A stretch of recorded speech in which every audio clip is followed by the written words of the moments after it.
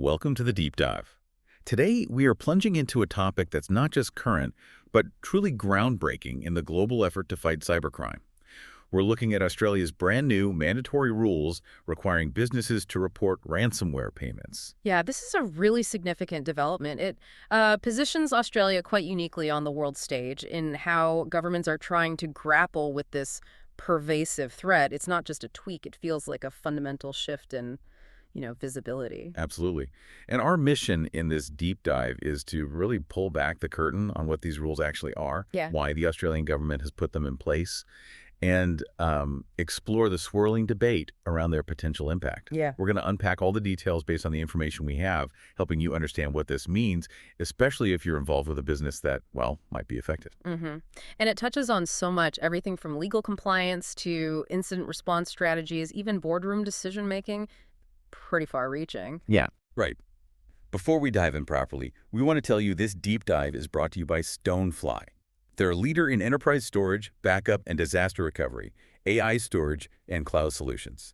So if you're looking for secure, ransomware-proof storage, Stonefly sells air-gapped and immutable storage. You can contact sales@stonefly.com to schedule a demo. And thinking about how to recover from a ransomware attack without paying is, well, it's absolutely critical, isn't it? Robust storage solutions like those are really foundational to that resilience piece we'll talk about. Totally agree. Okay, so let's set the scene. As of very recently, like just days ago, the Australian government is demanding something that has historically happened way back in the shadows. Businesses paying ransoms to cybercriminals. This new legislation is designed to shine a bright light on that activity. What exactly do these rules require? Well, at its core, it's a mandate. Mandatory reporting of ransomware and cyber extortion payments. Now, it's really essential to grasp from the outset that this law does not ban companies from making the payment itself. That's a whole separate, very complex debate we'll definitely get into later. Okay, good distinction. But the immediate, non-negotiable requirement is about ensuring the government knows when such a payment has occurred. Visibility is the key word here. And this isn't some future plan. You said it took effect very recently. Yeah, May 30, 2025. So for affected businesses, this isn't about planning for tomorrow. It's about understanding their obligations right now, today. Wow, okay. So where does this rule actually come from? What's the legal basis? It stems from Australia's Cybersecurity Act 2024. This is described as the country's first ever dedicated cybersecurity law, which is quite something. It's a pretty comprehensive piece of legislation. These specific reporting requirements are then detailed in associated rules, officially called the Cybersecurity Ransomware Payment Reporting Rules 2025. So the Act is the umbrella, and these are the specific rules under it. Exactly. And the government itself views this entire act as a cohesive legislative toolbox. That's the phrase they're using. It's designed to equip Australia to face the increasingly complex and rapidly changing cyber threat landscape with clarity and confidence. A cohesive legislative toolbox. Interesting phrase. It definitely implies this reporting rule is just one tool among potentially others in a broader strategy. Yeah. So who exactly has to pick up this particular tool? Who has to report? Is it every single business operating in Australia? No, definitely not every business. The rules apply to what are legally defined as reporting business entities. Now, for private sector organizations, the main trigger is financial size. If your annual turnover exceeded AUD $3 million in the last financial year, you're caught by these rules. AUD $3 million. What's that roughly in US dollars for context? Let's see. At current exchange rates, it's around USD $1.93 to $1.94 million. So we're generally talking about medium to large businesses, not the corner store. Got it. So any private company pulling in more than about $2 million a year in revenue needs to pay close attention here. That's the main threshold for established businesses, yeah. And if a company hasn't been operating for a full financial year, there's apparently a pro rata formula they use to figure out if they meet that turnover level based on their operation so far. Okay. But, and this is a really critical expansion of scope, the rules also apply to any entity operating or managing critical infrastructure assets. Okay. Critical infrastructure. We're talking essential services, right? Mhm. Utilities, major transport hubs, healthcare networks, things like that. Precisely. Your power grids, water supply, major telecommunications providers, vital healthcare systems, ports, you name it. For any entity operating or managing those kinds of assets, that AUD $3 million turnover threshold just doesn't apply. They are automatically considered reporting businesses, regardless of their revenue size. That makes a lot of sense. Because the potential impact of an attack on them goes way beyond their own balance sheet, right? Yeah. It affects society. Exactly. The potential for widespread disruption is the key factor there, much more than just the financial size of the specific company. The government clearly wants visibility into any ransomware hitting those absolutely vital sectors no matter what. Yeah, you can see the logic. Are there any types of organizations specifically left out? Yes, Commonwealth government bodies, so federal agencies and state government bodies, are specifically excluded from these particular ransomware payment reporting requirements. Interesting. So the focus is very clearly on the private sector, but segmented, larger revenue businesses, and then these absolutely essential infrastructure providers.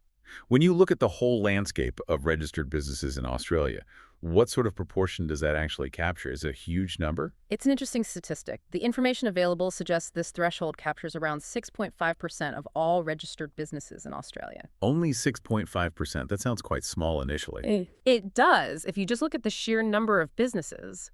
However, and this is the really crucial insight from the data, these entities, this 6.5%, represent roughly half of the nation's entire economy by value or activity. Wow, okay. That stat completely reframes it. A relatively small number of entities by count, but they collectively represent half the economic activity. That's where the really big potential losses and disruptions lie. Exactly. So the reporting requirement seems surgically targeted. It's aimed at the parts of the economy most likely to be hit by sophisticated attackers demanding significant ransoms, and where an attack and a subsequent payment could have the most profound economic or social impact. It's focusing on systemic risk, you could say, not just general prevalence across all small businesses. Right. That makes the strategy much clearer. Okay. Okay, let's drill down on the payment part itself. What exactly counts as a payment that triggers this mandatory report? Is it just, sending some Bitcoin? No, it's definitely broader than just cryptocurrency or traditional money, although those are absolutely included. The rule applies to any payment made in response to a ransomware or cyber extortion demand. And crucially, the legal definition they've used is quite broad. It explicitly includes not just money, but also non-monetary benefits given or exchanged. Non-monetary benefits. Okay, you've got to give me some examples. That sounds like a really important, possibly tricky detail. It is, and it's quite deliberate, I think. The materials clarify this could mean things like services rendered, goods provided, or even gifts exchanged with the extorting entity in respect of the demand. So not just cash. What else might an attacker want? Well, think about it. They might demand privileged access to certain systems or specific sensitive information. Or perhaps they could force the victim company to perform some action or provide a service that benefits the attacker, or maybe even a third party they're working with. By including non-monetary benefits, the government is clearly trying to ensure they capture the full range of creative ways attackers might be trying to extract value or concessions beyond just a simple bank transfer or crypto payment. It really broadens the scope beyond just tracking wallets. Okay, that definition of payment is definitely much wider than I might have initially assumed. It's about capturing any form of value or concession given under duress, monetary or otherwise. So we understand what triggers the report and who has to make it. Now, the practical side, the reporting process itself. Once a payment happens, how quickly does an affected business have to file this report? Okay, brace yourself. The timeline is incredibly tight, especially when you think about the chaos that usually surrounds a major cyber incident. Uh-oh, how tight? If an affected business makes a payment or even just becomes aware that a payment has been made on its behalf, maybe by their cyber insurer or a third-party negotiator they've brought in, it must report the incident within 72 hours. 72 hours. Wow. That's just 3 days. A company is likely still completely reeling from the attack, right? They're scrambling to restore operations, dealing with regulators, lawyers, the PR nightmare, maybe still negotiating.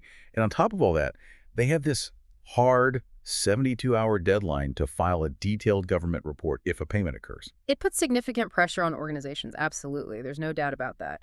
It means their instant response plans can't just focus on the technical recovery anymore. They have to explicitly factor in rapid information gathering and these specific reporting procedures for potential ransom payments. They need processes ready before a crisis hits, so they can quickly confirm if a payment has happened, even if it was facilitated by someone else, and gather all the required details within that very short window. Preparation, preparation, preparation. It keeps coming back to that. And how exactly do they submit this report within that tight time frame? Is it like a phone call, An email? No, it has to be submitted through a specific secure online form or portal. This portal is provided and managed by the Australian Signals Directorate, or ASD, which is Australia's lead cyber intelligence and security agency. Okay, so a dedicated government portal. Where do they find it? The access point for the portal is via the cyber.gov.au website. That's the public-facing platform for the Australian Cybersecurity Centre. The ACSC, which is the part of ASD that works directly with businesses and the community on cyber issues. Got it. A specific digital pathway. And what kind of information does this report actually demand? Is it just a simple checkbox saying, yep, we paid X amount? Oh, far from it. The report is designed to give the government authorities a pretty comprehensive picture of the whole incident surrounding the payment. It's not just about the transaction itself. The materials specify that the report needs to be quite detailed. It must include, naturally, the company's basic identification, their contact info, and their Australian business number, the ABN, which is like their unique business ID number. Okay, standard company info. Makes sense. What about the incident itself? Right. They need a description of the cybersecurity incident, how it happened, what systems were affected, that sort of thing. They also need details on the impact the incident had on the business entity, its systems, or its operations.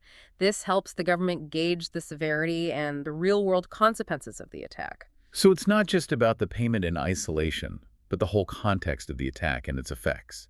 And then the specifics of the ransom demand and payment itself. Yes, absolutely. They need the details of the demand made by the attackers.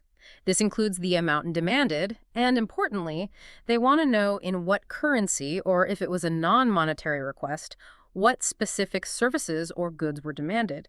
Then, critically, the report must state the amount actually paid. As we know, this can often be different from the initial demand after negotiation. Right. And they also require the method of payment. If cryptocurrency was used, they want specific details about the transaction, like the wallet addresses involved, if known. That level of detail on the payment method, especially the crypto aspect, sounds very much designed to help law enforcement potentially track illicit fund flows, doesn't it? That's certainly got to be a key use case for requesting that specific detail, trying to follow the money trail where possible. It gives them actionable intelligence. The report also needs information on the nature and timing of communications with the attackers or the extorting entity. Really. They want to know how companies talk to the criminals. Yeah, it seems so. This helps map out attacker tactics, negotiation patterns, maybe even identify specific groups by their communication style. And along similar lines, they also require details on the involvement of any third-party negotiators in the ransom payment process. Many companies, especially larger ones, bring in specialist firms to handle communication and negotiation with the attackers. Knowing who was involved provides further context on how the whole process unfolded. Fascinating. It's like they want a complete dossier on the incident. Pretty much. And finally, the report should include any additional relevant context or information about the incident or payment that the business feels is important for the authorities to understand. It's a catch-all for anything else relevant. That is a very, very thorough list. It really paints a clear picture of the government's appetite for deep intelligence on these incidents. Okay, so the flip side. Failure to provide all this within that tight 72-hour window presumably comes with penalties. What are the consequences if a company misses the deadline or just doesn't report? Yes, failure to make a mandatory report within the stipulated 72-hour window can indeed result in civil penalties. The maximum penalty specified in the materials is up to AUD $19,800 per incident. Oh, AUD $19,800. Which is equivalent to 60 penalty units under the Australian civil penalty system, for context. Right. But for the types of large companies and critical infrastructure operators we're talking about who might be facing ransom demands in the millions, AUD $19,800, honestly, it might seem like a relatively small amount compared to the overall cost of the attack, the ransom payment itself, or the potential brand damage from the incident. Is that penalty really the main deterrent here? That's a fair point, and it's a perspective raised by some commentators. While the monetary fine itself might not be, financially crippling for a multi-million-dollar turnover company, the requirement to report and the potential for broader regulatory scrutiny or reputational impact, if non-compliance is discovered later, are probably seen as the more significant drivers. The penalty is kind of the sharp edge of the mandate, but it's coupled with that overall regulatory pressure and the fact that recording is now the law. Okay, that makes sense. It's the obligation itself, plus the penalty is the enforcement mechanism. And how is the government actually handling the enforcement of these rules right out of the gate? Are businesses going to get hit with fines immediately if they're, say, a day late in these early stages. No, and thankfully for businesses trying to navigate this new territory, the government has endorsed a very specific and frankly quite deliberate phased approach to enforcement. From the effective date, May 30, 2025, right through until December 31st, 2025. So that's the first 6 months or so of the rules being active. The primary focus is explicitly on education and engagement. So like a grace period, focused on helping companies understand what they need to do. Exactly. During this initial phase, authorities will prioritize guiding and warning businesses rather than jumping straight to issuing penalties. The Department of Home Affairs is specifically mentioned as actively working with entities, industry groups, and other stakeholders. They're doing this through various resources, things like town halls, FAQs, fact sheets, user guides, really trying to help companies understand exactly what's required of them and how to use the reporting system. And penalties during this time. Regulatory action like fines during these first 6 months will apparently only be pursued in cases of egregious noncompliance. Egregious noncompliance. Yeah. Meaning what, like deliberately refusing to report or something? That's how it sounds. Likely intentional, blatant, or significant failures to engage with the requirements, not just accidental mistakes made while figuring things out. That seems like a pretty pragmatic approach to rolling out such a significant new requirement. Give businesses time to adapt. What happens after that initial period ends, say, start of next year? Starting from January 1st, 2026, the gloves come off a bit. A stricter compliance and enforcement approach will commence then. That's when fines for noncompliance are expected to start being regularly issued. The expectation is clearly that by then, all regulated entities should be fully familiar with the requirements and have their internal processes firmly in place. Okay, phased approach, education first, then stricter enforcement. You mentioned earlier that the reports actually go to the Australian Signals Directorate, the ASD. Are they the ones handing out the fines if companies don't comply? That's an important distinction the materials highlight.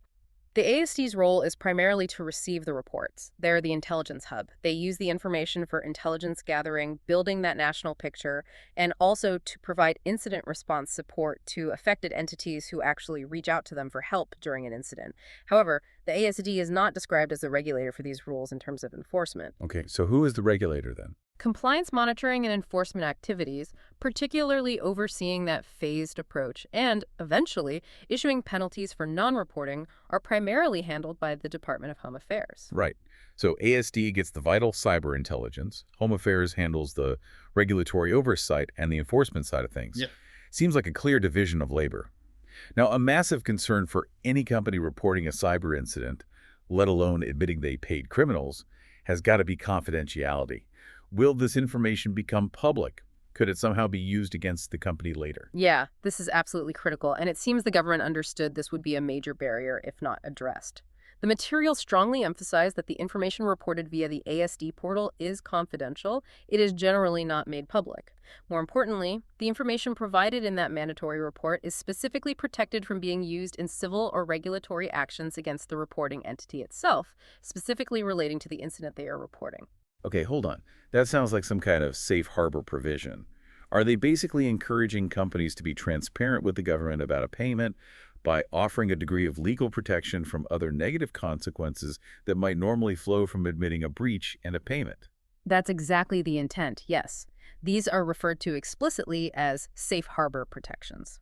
The core goal is to remove, or at least significantly reduce, the fear that by reporting a payment to help the government gain visibility, the company is simultaneously opening itself up to, say, lawsuits from customers whose data was breached, or action from shareholders, or scrutiny from other regulators about whether their security measures were adequate leading up to the incident. It allows them to share those sensitive, private details about the attack and the payment without that specific report being weaponized against them later in relation to the underlying incident. That's a really crucial element to encourage compliance, isn't it?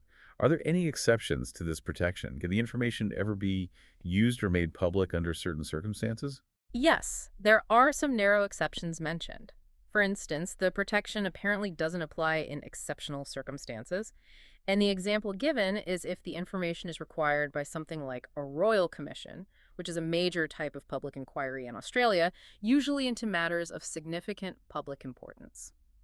Also, it's important to note that while the information is protected from being used against the reporting entity in most actions, The data can still be shared between different government agencies, like ASD sharing intel with Home Affairs, or federal police for legitimate purposes, like threat intelligence analysis, coordinating response efforts, and building that national picture of the threat landscape. Okay, so the government can use the data internally to fight cybercrime and inform policy, but it's generally shielded from being used in punitive ways against the specific company that reported it, barring truly exceptional circumstances. That seems to be the balance they're aiming for. Get the data they need without completely penalizing the victim for providing it. Which brings us neatly to the big why. Why is the Australian government actually doing this now? What's the fundamental problem they're trying to solve with this mandatory reporting? The fundamental driving force, overwhelmingly, is to achieve much-needed visibility into what's really happening with ransomware in Australia. Governments globally, not just Australia, are described as grappling with limited visibility into cyber risks, and ransomware is a prime example of that hidden threat. Without knowing how often attacks are happening, who's being targeted, what tactics are being used, what's being demanded, and critically, when and how payments are being made, it's incredibly difficult for authorities to effectively detect, disrupt, and deter these criminal operations. It's like trying to fight an enemy you can barely see. Exactly. The materials really highlight a significant, long-standing issue of underreporting. Voluntary reporting mechanisms where companies were just asked to report cyber incidents or payments if they chose to have been underutilized for years. They just weren't getting the data. This has led to ransomware and cyber extortion attacks remaining significantly underreported. There's a study cited from the Australian Institute of Criminology which previously found that only about 1 in 5 victims actually reported attacks to authorities. 1 in 5. That's astonishing. That means for every attack the government knew about, there might have been 4 others they had no idea about. The scale of the problem was potentially massively underestimated. It represents a huge data gap.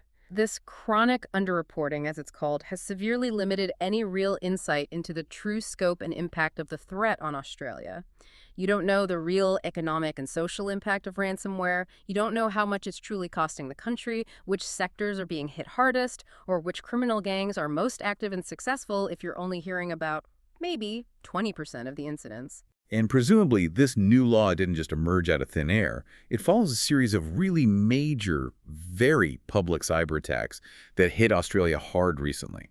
Absolutely. The context of recent history is vital here. You can't really understand this legislative push without looking at the string of very damaging, high-profile cyber attacks against prominent Australian firms over the last couple of years. Major incidents like the Optus breach back in 2022, and then subsequently attacks on Medibank, Medisecure, the big legal firm HWL Ebsworth, Latitude Financial.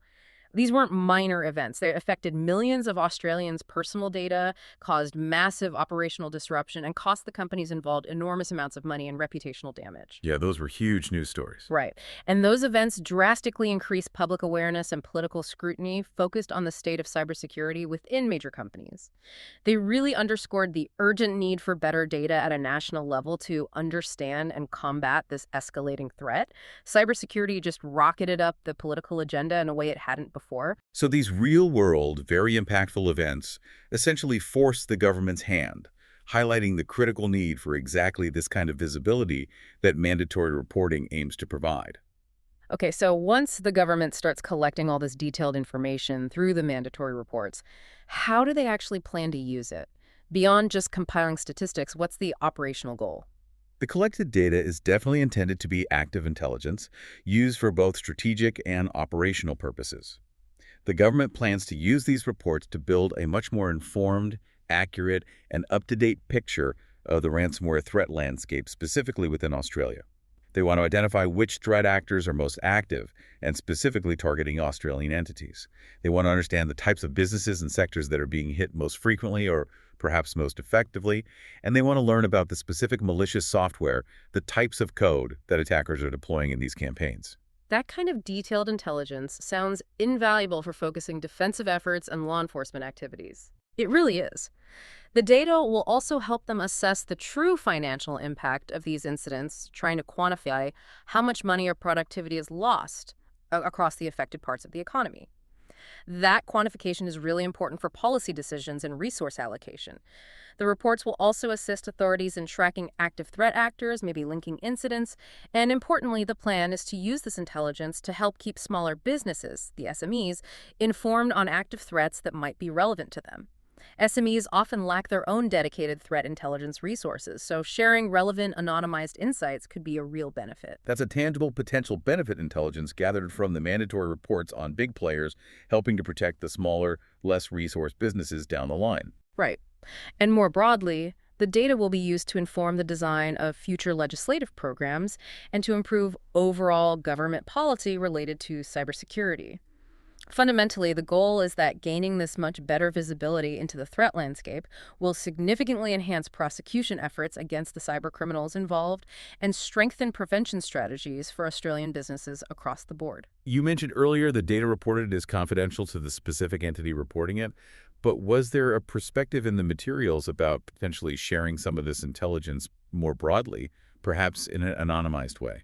Yes, that point was raised. One perspective suggests that while the specific details identifying a particular company absolutely must remain confidential under the safe harbor rules to maximize the collective benefit of this reporting regime, the collected information should be shared more broadly with the public, but only in an aggregated and fully anonymized form. So like publishing trend reports, Yeah. or anonymized data on which sectors are being hit, or common attack vectors being used. Exactly that kind of thing.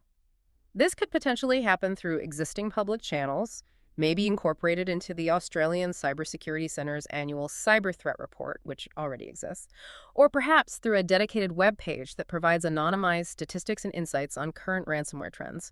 For example, showing which industry sectors were most targeted in the last quarter, or highlighting common types of malware being used without naming victims. The argument is that providing public access to these anonymized trends could significantly improve general awareness across different industries, help individual businesses assess their own risk based on what's actually happening out there, support better risk management decisions, and ultimately foster a more informed public discourse around the nature of the threat. It's about turning that privately reported data into a public intelligence benefit, carefully managed. It certainly seems like this mandatory reporting scheme, while obviously significant in itself, is actually just one component of a larger legislative effort in Australia around cybersecurity. That's absolutely right. The ransomware payment reporting gets a lot of headlines because it's so specific and new, but it definitely sits within the broader framework of Australia's new Cybersecurity Act 2024. It's one piece of a bigger puzzle. So what are some of the other significant measures included in that wider act that are relevant for businesses or even individuals? Well, the Act introduces several other notable measures that were mentioned. One significant set of requirements deals with the security of Internet of Things devices or smart devices. New security standards for manufacturers of these devices are set to take effect in 2026. Smart devices. Yeah. You mean things like smart speakers, connected security cameras, smart appliances, all that stuff that connects to our home or business networks. Precisely that. These upcoming standards will require manufacturers to build in better security features right from the start. Things like ensuring devices have secure default settings, making sure they ship with unique passwords out of the box rather than easily guessable generic ones like admin password. They'll also need to commit to providing regular security updates over the device's expected lifespan and incorporate data encryption for sensitive information handled by the device for any product sold in Australia. That sounds like a huge and, frankly, long overdue step to try and raise the baseline security level of all those connected gadgets that can be entry points for attackers. It really does.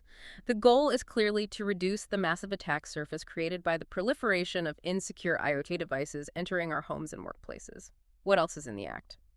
Another key component established by the Act is a new body called the Cyber Incident Review Board. This board is specifically designed to evaluate significant cybersecurity incidents after they have occurred. A review board.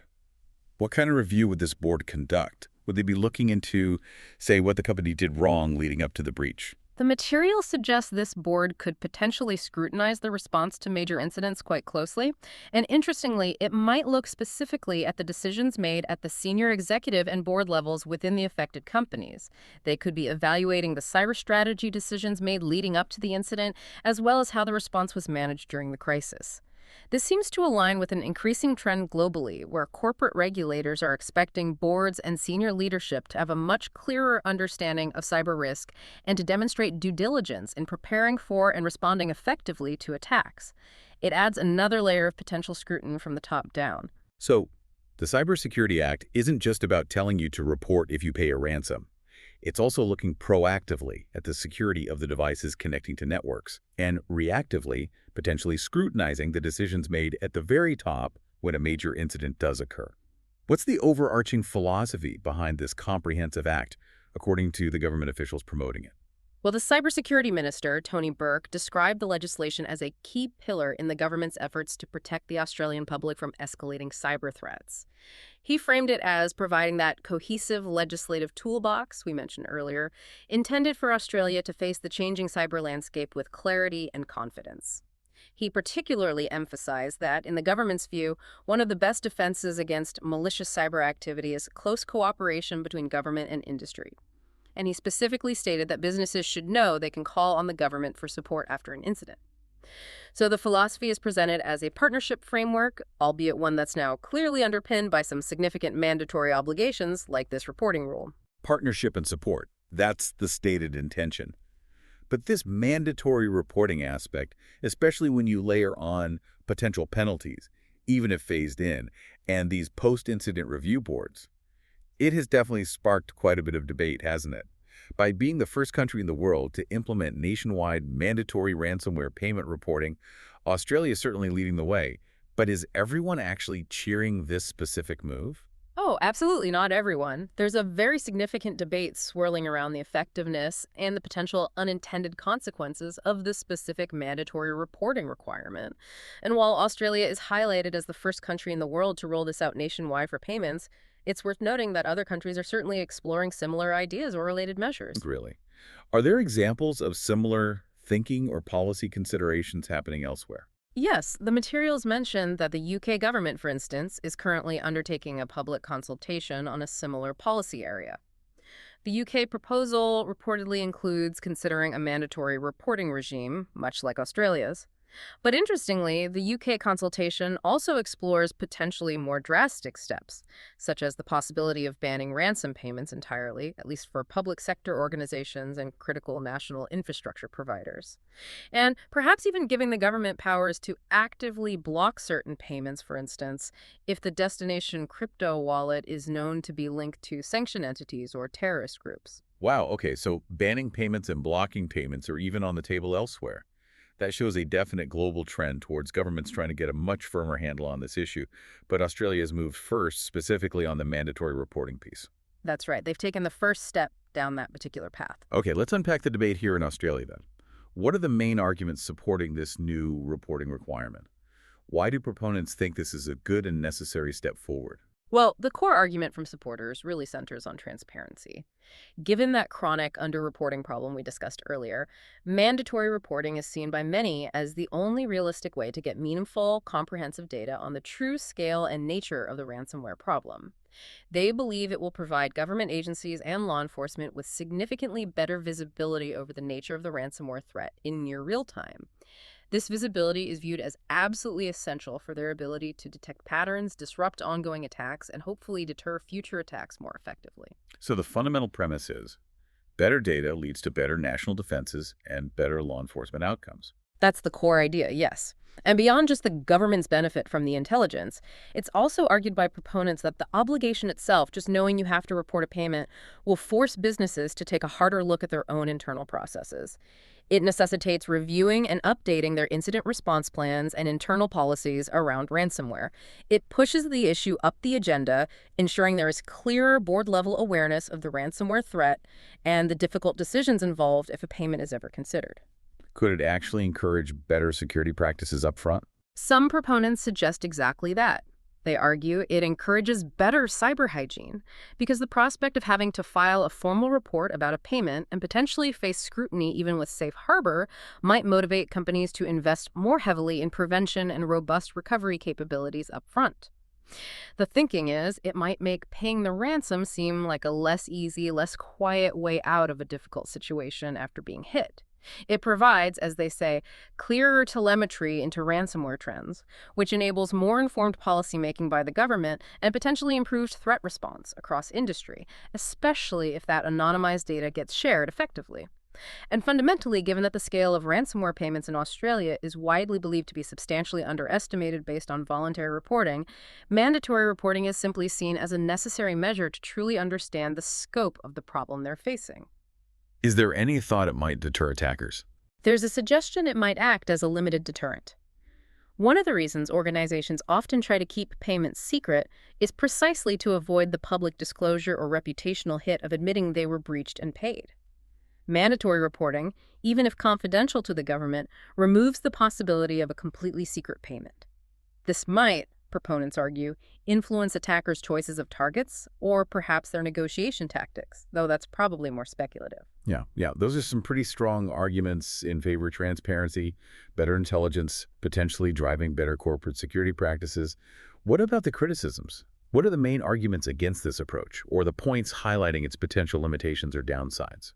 Critics raise some very significant concerns.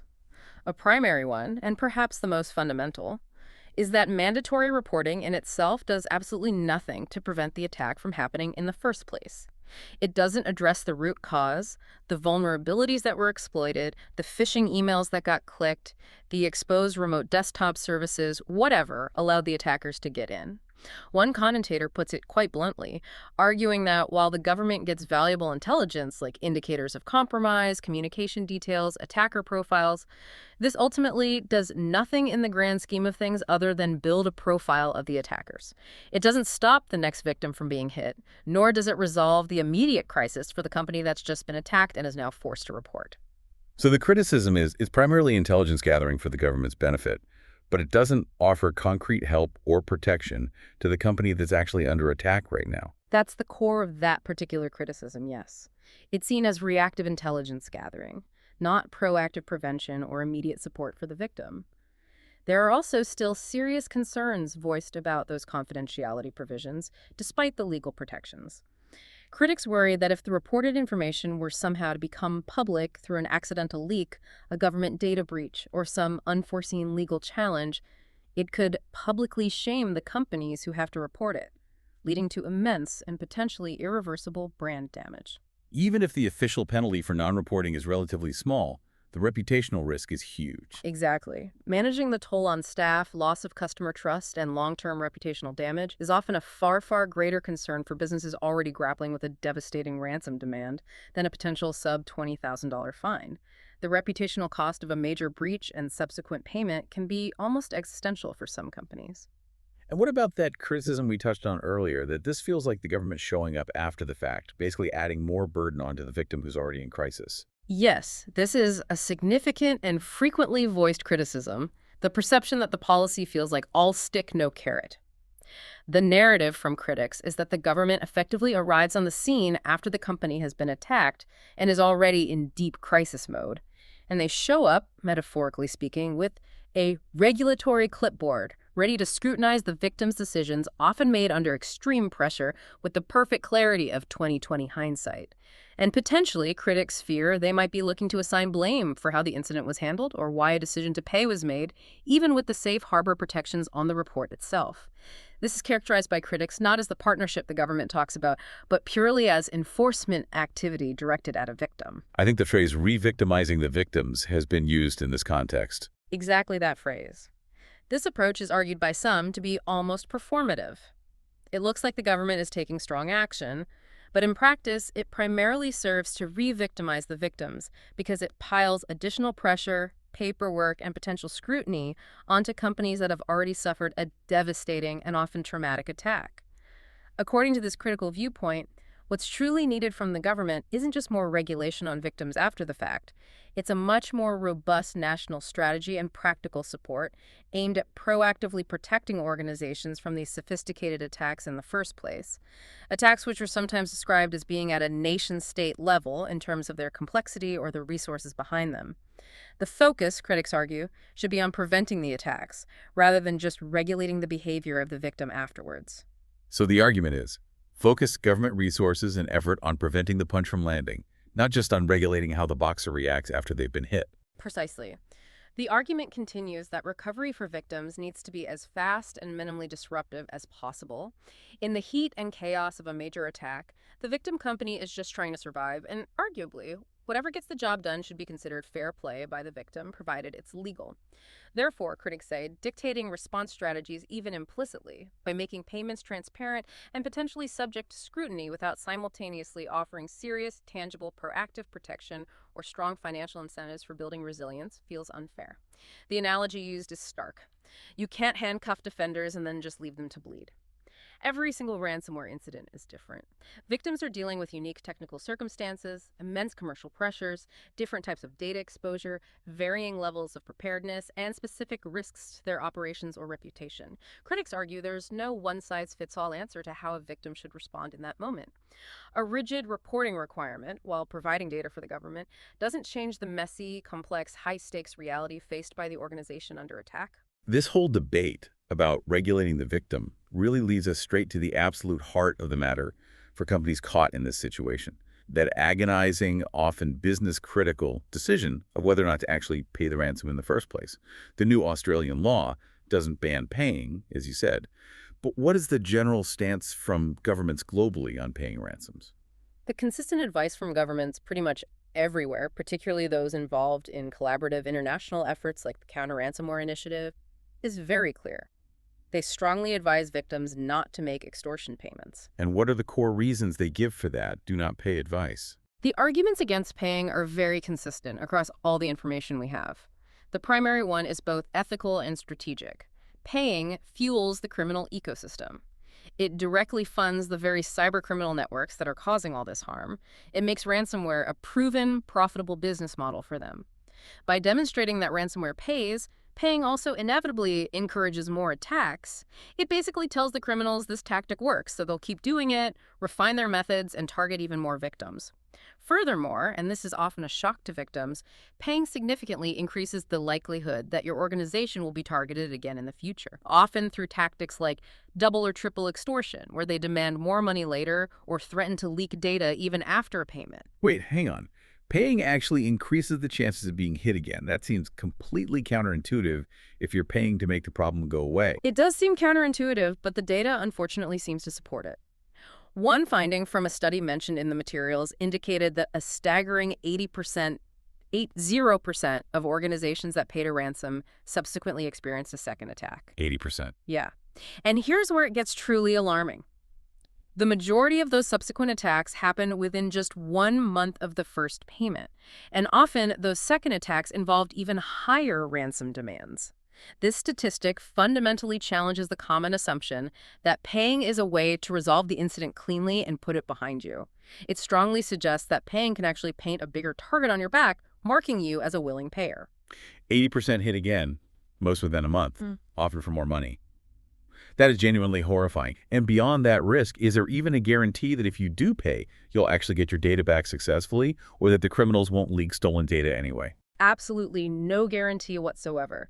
The materials strongly emphasize there is no guarantee that paying a ransom will actually lead to the successful recovery of your data, or that any data the attackers stole beforehand will actually be deleted as they might promise. Another study cited found that in around 40% of cases where a payment was made and the attackers provided a decryption key, the victims were given corrupted or faulty keys that simply didn't work properly to restore their systems. So you face the risks of funding criminals, getting hit again, and even after paying, you still might not recover your data effectively. That's a terrible gamble. It really is. Yeah. All of this reinforces the argument from governments and security experts that we must move away from reactive payments and toward proactive resilience. The stance is that a country like Australia should aim to build the capacity to prepare and protect its organizations well enough that they can recover without resorting to funding criminals. Okay, given all those incredibly compelling arguments against paying your fueling crime, you're likely to get hit again. And there's no guarantee of recovery. Why on earth do companies still choose to pay? What are the real-world pressures driving that decision when they're in the middle of a crisis? This is where the harsh reality clashes with the ideal advice. Despite all the clear risks and the official guidance, companies regularly make the calculation under immense pressure that paying the ransom is the necessary, or sometimes even perceived as the only viable option for business survival. Anecdotal evidence strongly suggests payments are frequently made when companies are facing the terrifying prospect of lengthy outages, days, weeks, maybe longer, that could completely cripple their operations and potentially put them out of business entirely. Or, alternatively, when the threatened leak of sensitive customers' data poses an existential threat due to massive regulatory fines, like under GDPR or similar regimes, floods of lawsuits, and a complete, potentially irreversible loss of customer trust. So, when faced with either potentially catastrophic business-ending downtime or the massive public fallout and liability from huge data leaks, paying the ransom, however unpalatable and risky, starts to look like the lesser of two evils. Exactly. It becomes a brutal cost-benefit analysis, or rather, a least worst option calculation, made under immense urgent pressure with potentially the entire company on the line. Some companies, particularly if their backups have failed or are also encrypted, simply feel they have no other choice. They just want to pay it and get things done to recover operations as quickly as possible, restore critical services, and try at least to get some assurance, however unreliable, that stolen data won't be dumped publicly on the dark web. Paying is sometimes seen, rightly or wrongly, as the only way for a victim to recover quickly and keep the lights on when their entire digital operation is frozen solid. And you mentioned earlier that third-party negotiators are often involved. How do they typically factor into this decision-making process? Right. Boards and crisis management teams often engage specialist negotiation firms. Now, this engagement doesn't necessarily mean an immediate decision to pay has been made. Sometimes it's a tactic used to gain intelligence to try and confirm exactly what data the attackers claim to have taken, to attempt to buy time or delay any threatened data release, and importantly, to assess the credibility and perhaps even the technical capabilities of the threat actors they're dealing with. Are these guys sophisticated? Do they seem likely to actually provide a working key? All this information feeds into the final, agonizing decision on whether paying is necessary or even likely to achieve the desired outcome, like data recovery or preventing a catastrophic data leak. So despite the very strong advice against it and the significant risks like getting corrupted keys or being hit again shortly after, the reality is that companies are still regularly making these payments out of perceived necessity or as the least bad option. The numbers available certainly indicate they are. The materials cite recent studies suggesting figures around 70% of companies who are successfully targeted with ransomware and face significant disruption do end up paying something. One anecdote, possibly from someone involved in negotiations, so maybe biased towards cases where payment is considered, even suggests the figure could be as high as 90% in scenarios where specialist negotiators are brought in. The main point is the pressure to pay, if it's seen as the only viable path to survival or avoiding catastrophic harm, is incredibly real for many organizations. This new mandatory reporting requirement in Australia definitely adds complexity, a tight deadline, and another layer of scrutiny to that decision. But it doesn't fundamentally remove that agonizing pressure or the core reasons why companies sometimes feel compelled to pay in the first place when facing potentially existential disruption or data leaks. It might, as one source put it, sharpen the decision-making process for boards, requiring more explicit justification and consideration of the reporting obligation, but it doesn't eliminate the scenario where paying still feels like the only practical path forward for the business. And bringing it back to the wider policy debate for a moment, some voices in this discussion even advocate for going much further than just reporting and pushing for a complete ban on ransomware payments, don't they? Yes, that idea is definitely part of the broader conversation around how to tackle ransomware, both in Australia and globally. Some perspectives highlighted in the materials actively advocate for Australia to take the next step and implement a complete legal ban on making ransomware payments. They argue this is ultimately the most comprehensive solution. It sends the absolute clearest possible message that Australia, as a nation, will not negotiate with cybercriminals, full stop. It reinforces the idea that there is no honor among thieves, and you shouldn't legitimize their business model by paying, because you can't trust criminals to keep their word even if you do pay. But presumably there's significant pushback against the idea of a total ban. Oh, absolutely. The counter-argument comes back strongly, echoing the criticisms we heard about the reporting rule. The argument is that banning payments entirely without simultaneously offering massive government support, maybe technical assistance for recovery, significant financial aid for rebuilding systems, or major incentives for achieving high levels of resilience beforehand would be deeply unfair. It would leave victims, especially small or medium businesses, without deep pockets or sophisticated backups, completely vulnerable, and potentially facing ruin with no recourse. It's that all stick, no carrot argument again, but applied even more more forcefully to a ban. So the debate over a potential ban definitely exists squarely within these discussions around Australia's overall approach. Okay, so we've really dissected the new reporting rule itself, the what, who, when, how, and why. We've explored the government's rationale, the surrounding debate, and the incredibly difficult high-stakes decision companies face regarding payment. Given all of this complexity, what's the single most important takeaway message for businesses operating in Australia right now, beyond just knowing they now have to report payments if they make them? I think the key message, which comes through very strongly from the cybersecurity experts cited in the materials, is that this new mandatory reporting requirement should absolutely not be viewed as just another tick box exercise, purely for compliance purposes. While compliance is, of course, legally necessary now, the reporting itself is just one piece, and arguably a reactive piece of a much larger and much more critical overall cybersecurity strategy. And that more critical overarching strategy is. It's about focusing intensely, relentlessly, on building proactive resilience and robust preparedness before an attack ever happens. Multiple perspectives really underscore this point. The real battle against ransomware is won not in the chaotic aftermath when you're debating whether to pay or filling out a report form. It's won by building fundamental cybersecurity defenses and having rock-solid incident preparedness capabilities already in place up front. It's about getting your organization to a point where paying the ransom simply isn't necessary because you have reliable ways to recover your systems and data without needing the criminal's key. So what specific action should businesses be taking right now, especially with these new reporting rules now officially in effect? What's the practical advice? Okay, well, firstly, they absolutely need to reassess their existing security protocols and, crucially, their incident response plans, specifically looking at them through the lens of these new reporting requirements. That 72-hour reporting window and the detailed information required adds significant new complexities and pressures to managing a crisis where a ransom demand is on the table.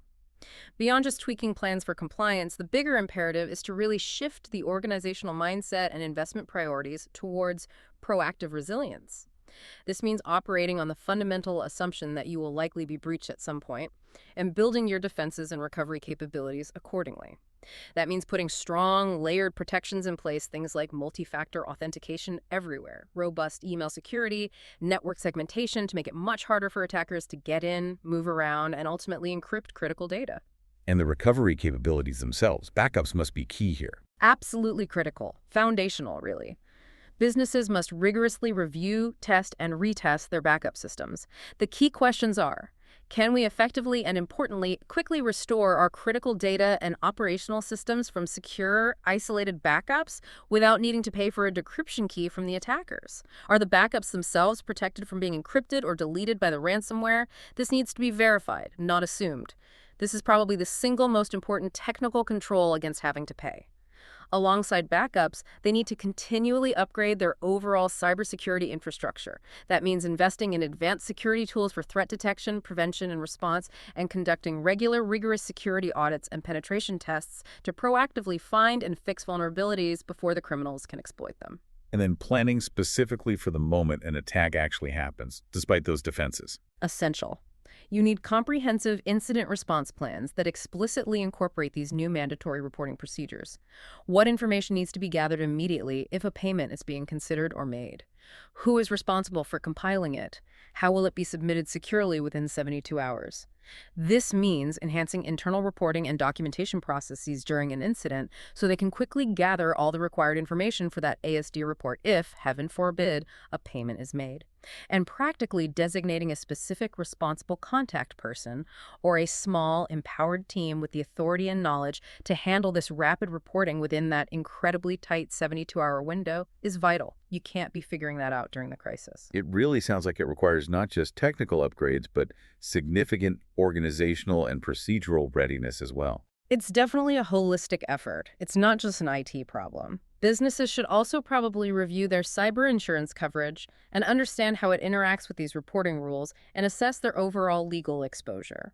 Considering a readiness review or assessment with experienced external cybersecurity professionals to get an objective view of their current posture and identify gaps is probably a very wise investment right now. And operationally, implementing 24/7 threat monitoring, detection, and response capabilities, whether in-house or outsourced, is becoming increasingly necessary to catch sophisticated attacks early before they can deploy ransomware widely. And testing all of this, making sure the plans actually work under pressure. Crucially, yes, conducting regularly incident response testing, tabletop exercises, and even full simulations is highly advised. Teams need to practice how they'll react under pressure, how they'll communicate internally and externally, and how they'll follow the documented plan, including these new reporting steps when a real crisis hits. Practice makes perfect, or at least makes things less chaotic. And this isn't just something for the IT security team in the basement, it requires genuine board level awareness and engagement. Boards need to understand cyber risk, see how it aligns with overall enterprise risk management, and be involved in proactive, perhaps even monthly, governance reviews with their IT and security teams to really assess the organization's current threat posture and response capabilities. The scrutiny on board directors in this area is only increasing, and demonstrating proactive preparation is becoming key. So to sort of summarize that point, the new law mandates reporting after a payment happens, but the real strategic focus, according to all the expert advice, needs to be squarely on being prepared, resilient, and able to recover before you're ever faced with that awful payment decision in the first place. Precisely. The reporting is now a legal obligation, primarily to provide intelligence to the government to help fight the overall threat. But the proactive measures, the strong defenses, the tested backups, the practice response plans, those are what protect your own business and give you the best chance of avoiding the scenario where paying a ransom even feels like a necessary option. Okay, so zooming back out one last time, looking at the bigger picture here, what's the overall significance of Australia taking this specific step with mandatory ransomware payment reporting? How is it being viewed? Well, the introduction of this requirement is pretty consistently described as a pivotal development in the global fight against cybercrime. By being the first nation to implement this specific measure nationwide, Australia is certainly taking a significant leadership stance on this issue. And the core aim, just to reiterate, remains achieving that transparency and accountability around payments that have historically been hidden. Yes, exactly. By mandating transparency and accountability around these often hidden transactions, the initiative clearly aims to gain that crucial visibility into the threat landscape, use that intelligence to inform strategies, to mitigate the impact of attacks, and ultimately contribute to improving national cybersecurity resilience for everyone in Australia. And potentially, as we discussed, influence how other countries might approach this difficult issue in the future. Exactly. As Australia leads the way here, and with other nations like the UK actively exploring similar or related policies, this specific regulatory framework is seen as potentially serving as a model for other nations to consider. And hopefully it might foster greater international collaboration in combating these cyber threats, which are inherently global and don't respect borders. So for organizations operating in Australia, particularly those meeting the criteria, the message seems crystal clear. Understand these new rules, adapt your processes, but most importantly, double down on resilience. Absolutely. Organizations, especially those meeting that AUD $3 million turnover threshold or operating critical infrastructure, really must adapt. That means enhancing their cybersecurity measures, implementing robust incident response plans that explicitly include the reporting requirements, and adopting a genuinely proactive, resilience-focused approach to threat management. It's no longer optional. And for boards of directors, what's the impact at that level? The consensus is that these new rules will inevitably sharpen the decision-making process for boards when facing a ransomware crisis. They now have a clear, legally mandated reporting obligation to consider alongside the immense operational, financial, and reputational pressures of the attack itself. Incident simulation exercises specifically designed for the board level are highly advised so they can practice navigating these incredibly complex decisions under simulated pressure. And as we touched on, corporate regulators are already increasing their scrutiny on how directors prepare for and respond to cyber attacks, and this legislation just adds another significant layer of accountability at the top. It's clearly not a silver bullet that's going to stop ransomware attacks overnight. But could this policy, despite the criticisms, be some kind of turning point? Well, while some observers remain quite skeptical that mandatory reporting alone will significantly deter attackers or stop attacks, others hold out hope that it could be a watershed moment of change. Perhaps not solving the problem entirely, but genuinely moving the battle against ransomware forward in a meaningful way. By removing the veil of secrecy around payments and providing governments with unprecedented, detailed intelligence on attacker TTPs, tactics, techniques, and procedures, and financial flows, it might just force cybercriminals to adapt their tactics if their current model of simple extortion becomes less opaque, more traceable, or perhaps less reliably profitable over time.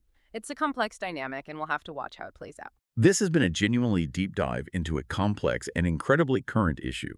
We've covered the specifics of Australia's groundbreaking new rules for mandatory ransomware payment reporting, who has to report what detailed information is required, that very tight 72-hour timeline, the phased enforcement approach starting with education, the crucial safe harbor protections designed to encourage reporting, and the clear distinction between the ASD's intelligence role and Home Affairs' regulatory function. We've explored the fundamental why behind the law, the urgent need to address chronic underreporting to gain vital intelligence on threat actors, attack methods, and the real economic impact, especially in the wake of those major high-profile incidents. We've seen how this rule fits into the broader Cybersecurity Act 2024, which also tackles things like smart device security and sets up post-incident review boards. We've weighed the passionate debate, the arguments supporting reporting as essential for transparency and intelligence versus the criticisms that it's ineffective against attackers and unfairly burdens victims. We've grappled with that incredibly complicated question of why companies still pay ransoms, despite strong advice against it and the significant risks involved, like getting hit again. And crucially, we've heard the absolutely unanimous message from security experts. While reporting is now a mandatory compliance step, the real fight is won through proactive resilience, robust preparedness, reliable backups, and comprehensive, well-tested incident response planning before a crisis ever hits. Yeah, it's huge about to process, but understanding all these different layers, the law, the rationale, the debate, the practicalities is absolutely vital for anyone involved with a business operating in Australia in today's threat landscape. And we want to remind you one last time that this deep dive was brought to you by Stonefly, a leader in enterprise storage, backup and disaster recovery, AI storage, and cloud solutions. If you're looking for secure, ransomware-proof storage, Stonefly sells air-gapped and immutable storage. You can contact sales@stonefly.com to schedule a demo. Finally, here's a provocative thought for you to consider as you mull over everything we've discussed today. Australia's new rule is designed to shine a much-needed light on the hidden world of ransomware payments, giving the government intelligence it desperately needs to fight back. But think about this. If victims are now legally pressured to report after suffering an attack and potentially paying a criminal, while the debate continues about whether they should even be allowed to pay in the first place, does this fundamentally shift the balance of power away from the attackers in a truly meaningful way? Or does the real power, the power to truly mitigate this threat, still ultimately lie with those organizations and systems that can prevent the attack from succeeding in the first place? What does true, effective partnership between government and industry in this fight really look like to you? That is a critical question for everyone facing this threat. Definitely something to think about. Thanks for joining us for this deep dive. We'll catch you next time.